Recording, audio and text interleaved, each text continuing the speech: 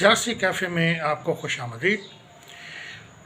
Pakistan peoples party के सरबराह आसिफ अली जरदारी ने कहा है कि आइंदा इंतखाबात में पाकिस्तान पीपल्स पार्टी के जो कारकुनान हैं उनके सारे दुख दर्द दूर हो जाएंगे। उन्होंने कहा कि वो 11 साल जेल काटते रहे और जेल में उन्होंने 11 साल मईशत पर किताबें पढ़ी। मईशत पर किताबें पढ़ने के बावजूद आसिफ अली जरदारी जब इक़्तिदार में रहे तो मईशत का बुरा हाल रहा। मईशत पर कई सवाल उठते रहे और मईशत के हवाले से कई मसाइल जो हैं उनसे पाकिस्तान को वास्ता पड़ा रहा और आवाम को भी कई मसाइल का सामना करना पड़ा। अगर वो 11 साल मईशत का मुताला करते रहे तो पाकिस्तान पीपल्स पार्टी के जो अदवारे हुकूमत हैं उनमें तो पाकिस्तान की मईशत का सितारा बुलंद होना चाहिए और पाकिस्तान की मईशत जो है वो तरक्की की तरफ दिखाई देनी चाहिए थी, मगर ऐसा नहीं हुआ। इसलिए हम समझते हैं कि जरदारी का ये जो दावा है ये सरासर गलत है। उन्होंने ये महज एक सियासी बयान दिया है। सिंध में अरसा दराज से उनकी हुकूमत है और सैयद कायम अली शाह वज़ीर आला रहे, उसके बाद सैयद मुराद अली शाह वज़ीर आला रहे और अब भी मौजूद हैं।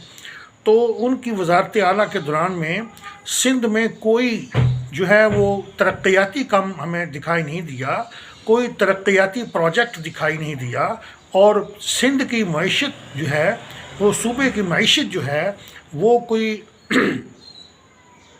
कामयाब दिखाई नहीं दी और आवाम के मसाइल हल नहीं हो सके।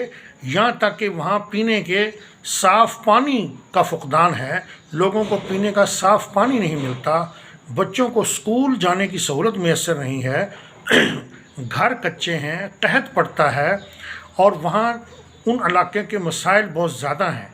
यहाँ तक कि कुत्ता काटने की वैक्सीन उनके पास नहीं है और कुत्तों के काटने की वजह से वहाँ पर बहुत से लोग जो हैं वो लुक़्माए अजल बन गए और यहाँ तक कि हुकूमत के कानों पर कोई जूं तक नहीं रेंगी। उनसे जब सवाल किया जाए तो वो बहुत से जवाबात उनके पास तैयार होते हैं। उनके पास जो है वो ज़ुबानी कलामी बहुत से फिगर्स मौजूद होते हैं। जिस तरह PTI वाले जो हैं उनकी ज़ुबान दराजी देखने में आई कि वो उनसे कोई भी सवाल कर लो तो वो तड़ा जवाब देते हैं और तोते की तरह उनके पास हर बात का जवाब होता है। ये जो ज़ुबान की जो लंबाई है और चरब ज़ुबानी है इससे किसी का पेट नहीं भरता और कोई मुतमईन नहीं होता।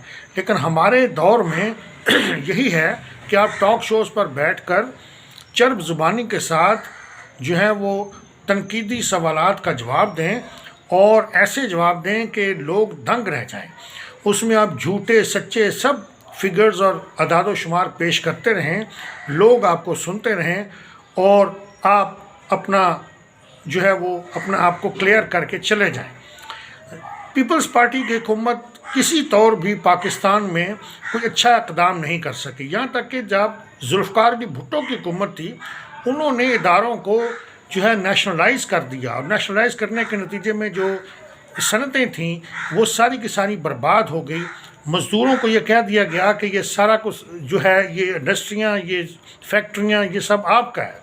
चुनांचे वो कहने लगे कि हम तो मालिक हैं, तो मालिक तो काम नहीं करते। चुनांचे उन्होंने यूनियंस बनाकर और अब ख़ुद को फैक्ट्रियों का और इन सनती यूनिट्स का मालिक समझकर उन्होंने इन फैक्ट्रियों और सनती यूनिट्स का बेड़ा गर्क कर दिया। आज आपके सामने कई यूनिट्स पाकिस्तान में बीमार पड़े हैं और उनका कोई वाली वारिस नहीं है। ये भुट्टो की नेशनलाइजेशन पॉलिसी का नतीजा है।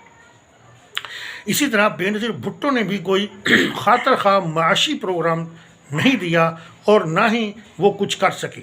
बेनज़ीर इनकम सपोर्ट प्रोग्राम उन्होंने शुरू किया जिससे काफ़ी लोगों को अमदाद मिल रही है, उसका हम इनकार नहीं करते। बहरहाल उसमें भी कई मसाइल हैं। इस तरह जब जरदारी साहब के साथ बेनज़ीर की शादी हुई तो उसके बाद जरदारी साहब तो 10% और फिर 100% के मशहूर हो गए। वो 10% के नाम से मशहूर थे और फिर सरे महल की कहानियाँ वगैरह ये सब आपने सुनी।